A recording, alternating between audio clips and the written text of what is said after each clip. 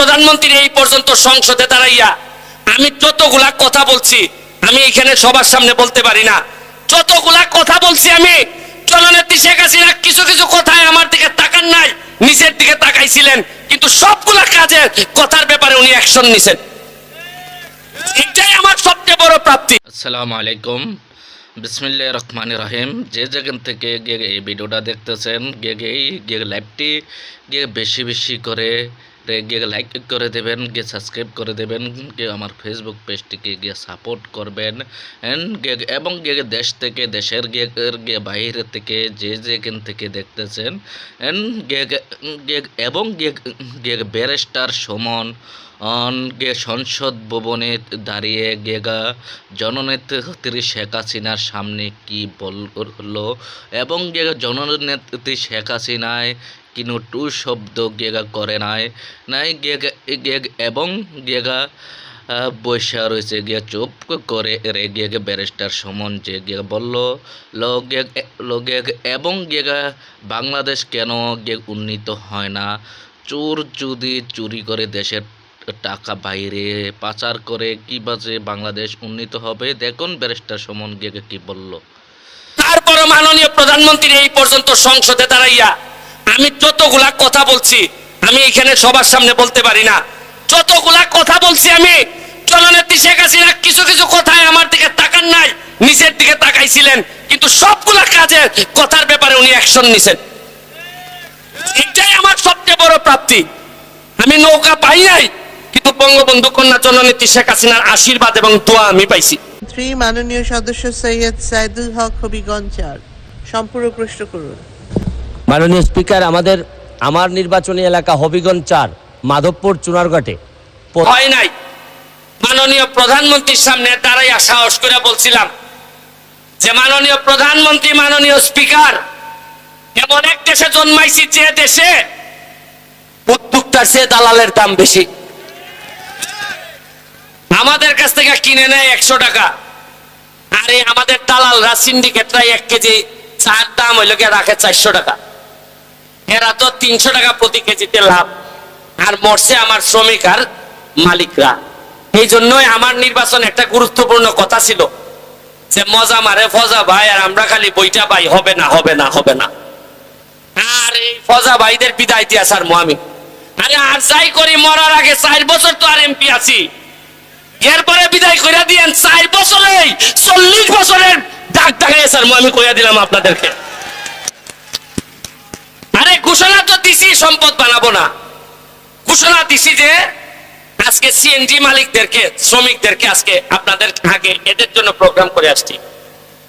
গত 40 বছরে আমাদের এলাকায় সিএনজিদের জন্য একটা স্ট্যান্ড করা হয় নাই। আমি এমপি হওয়ার পর মাত্র 4 মাসের ব্যবধানে 2টা স্ট্যান্ড বানাই দিছি। এরা জীবনে চিন্তা করতে পারে নাই যে যখনই যারে বলছে, এরা বলছে যে আরে জায়গা তো নাই বাজারে, তা আমি পাইলাম কই? মানে সবাই নিজের নিয়ে এত ব্যস্ত। শ্রমিকদের আন্দোলনের কথা একমাত্র শ্রমিকদের পক্ষে ওই 1 মেতেই পাঞ্জাবি পরে আইসা নেতারা কথা বলে, এরপরে আল্লাহর কসম করে এরা কোনো কাজ করে না।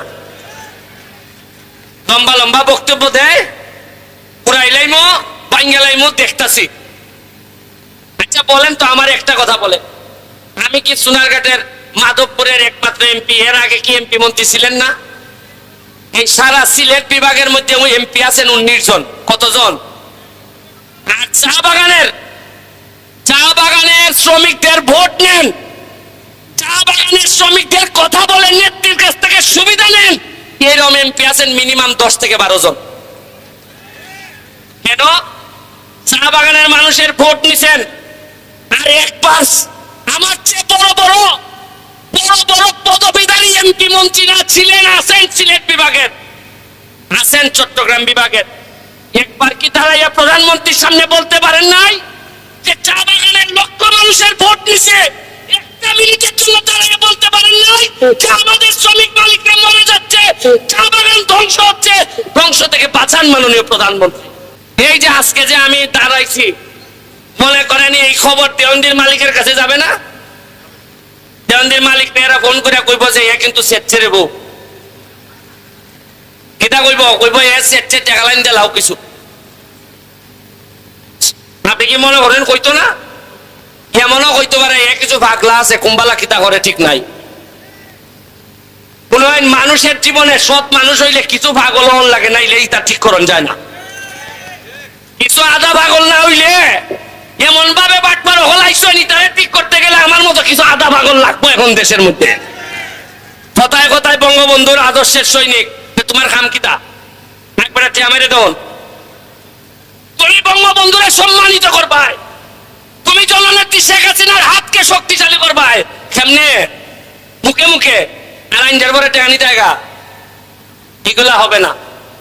আমি মাননীয় প্রধানমন্ত্রীর সামনে দেখুন, আমি তো ইগলের এমপি, আমার সৌভাগ্য হয় নাই আমি এমপি হব নৌকা দিয়া। তারপরে মাননীয় প্রধানমন্ত্রী এই পর্যন্ত সংসদে দাঁড়াইয়া আমি যতগুলা কথা বলছি, আমি এখানে সবার সামনে বলতে পারি না, যতগুলা কথা বলছি আমি, জননেত্রী শেখ হাসিনা কিছু কিছু কথায় আমার দিকে তাকান নাই, নিচের দিকে তাকাইছিলেন, কিন্তু সবগুলা কাজের কথার ব্যাপারে উনি অ্যাকশন নিছেন। এটাই আমার সবচেয়ে বড় প্রাপ্তি। আমি নৌকা পাই নাই, কিন্তু বঙ্গবন্ধু কন্যা জননেত্রী শেখ হাসিনার আশীর্বাদ এবং দোয়া আমি পাইছি। কারণ সারা জীবন ছাত্রলীগ, যুবলীগ, আওয়ামী লীগ করে তাই শিখছি যে বঙ্গবন্ধুর আদর্শ খালি মুখে মুখে না, তোমার হৃদয়ে থাকতে হবে, রক্তে থাকতে হবে। আর সাধারণ নির্যাতিত নিপীড়িত মানুষের কষ্ট যেখানে হয়, এইখানে তারাই চাইতে হবে এমপি হও আর না হও, নেতা হও আর না হও, মানুষের দুঃখে কষ্টে মানুষকে ফালাই যাওয়া যাবে না। তাইলে তুমি কোন নেতা না হইলো মানুষ দাঁড়ায় বলবে যে বঙ্গবন্ধুর রক্ত প্রবাহ মানে এই লোকটার শরীরে। আমার প্রাণপ্রিয় কলিজার গিয়ে ভাই বোনেরা, এরা গিয়ে আপনারা সবই দেখছেন গিয়ে এবং গিয়ে সবই শুনছেন। গিয়ে ব্যারিস্টার সুমন সাহেব গিয়ে কি বললো লোক গিয়ে সিলেটের গিয়ে আসলে গিয়ে ব্যারিস্টার সুমনের গিয়ে মানুষ মতোই গিয়ে মানুষ সই গিয়ে তুলনা হয় না।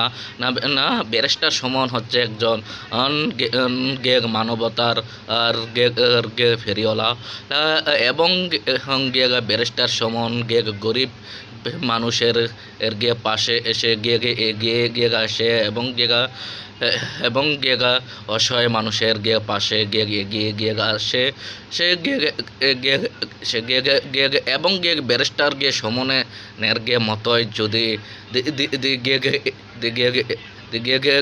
বাংলাদেশে গিয়ে এমপি গিয়ে আরও 2-4 জন গিয়ে থাকতো গিয়ে এতদিন গিয়ে বাংলাদেশ গিয়ে হয়ে গেল গিয়ে দ্বিতীয় গিয়ে লন্ডন, এবং বাংলাদেশ উন্নীত হয় না দুর্নীতির কারণে। আমার কথাগুলা যদি ভুল টুরি দিয়ে হয়ে থাকে আপনারা ক্ষমার দৃষ্টিতে দেখবেন, এবং আমার কথা যদি বরাবর গিয়ে বাস্তবতার সাথে মিল গিয়ে থেকে থাকে আপনারা গিয়ে মেসেজের মাধ্যমে গিয়ে জানিয়ে দেবেন। এবারের মতো গিয়ে বিদায় নিচ্ছে। আসসালামু আলাইকুম।